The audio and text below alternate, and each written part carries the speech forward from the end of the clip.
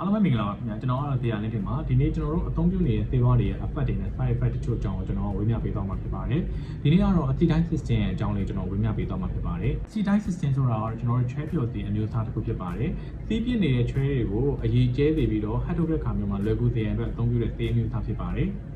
acetine system ကိုလေပြင်းရောင်ခြင်းအဆုတ်ပွားခြင်းအဆုတ်ရောင်ခြင်းတို့မှာဖြစ်တဲ့ချောင်းဆိုးရင်ကျက်ကိုတတ်တာစေရန်အတွက်အသုံးပြုတဲ့သေအမျိုးအစားဖြစ်ပါတယ်တောက်သေးအမျိုးအစားဖြစ်ပြီးတော့လူချင်းနဲ့အသက်9နှစ်အထက်ကလေးတွေအသုံးပြုမယ်ဆိုရင်တော့200 မီလီဂရမ်တစ်နေ့ကို3ကြိမ်ထိအသုံးပြုနိုင်တာဖြစ်ပါတယ်။သတိပြုရမယ့်အချက်ကတော့သေးတွေနဲ့ဓာတ်မတည့်တဲ့သူတွေအနေနဲ့အသုံးပြုတဲ့အခါမျိုးမှာသတိထားရမှာဖြစ်ပါတယ်။တကယ်လို့ဒီသေးနဲ့ဓာတ်မတည့်မှုဖြစ်ပေါ်လာမယ်ဆိုရင်တော့ပြင်းထန်တဲ့ပန်းနာရင်ကျရောဂါကိုဖြစ်စေတတ်ပါတယ်။ acetine system ဆေးကိုလောတာနဲ့ပို့ပြီးတောက်သုံးမိမယ်ဆိုရင်တော့ side effect ဖြစ်တတ်တာတွေကတော့one shot မယ်ပြို့ခြင်းအနေဖြစ်မယ်ဘိုက်မယ်အင်မတန်ဖြစ်တာမျိုးတွေဖြစ်တတ်ပါတယ်။ဒီလိုအနေအထားမျိုးတွေဖြစ်လာပြီဆိုရင်တော့ဒီသေးကိုလုံးဝရက်လိုက်တာမျိုးပဲဖြစ်ဖြစ်သေးကို short တောက်တာမျိုးပဲဖြစ်လို့ရုံနဲ့ပြင်လည်ပြီးတော့ကောင်းမွန်လာစေနိုင်ပါတယ်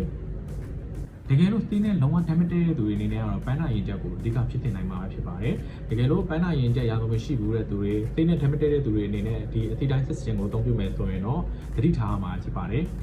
သေးဝါးတွေကိုအသုံးပြုရမယ်ဆိုရင်တော့ကျွန်တော်တို့ကျွမ်းကျင်တဲ့သေဘက်ဆိုင်ရာဝန်ထမ်းတွေရဲ့လက်ညွှန်ချက်အတိုင်းအတာအတိအကျအသုံးပြုသင့်တာဖြစ်ပါတယ်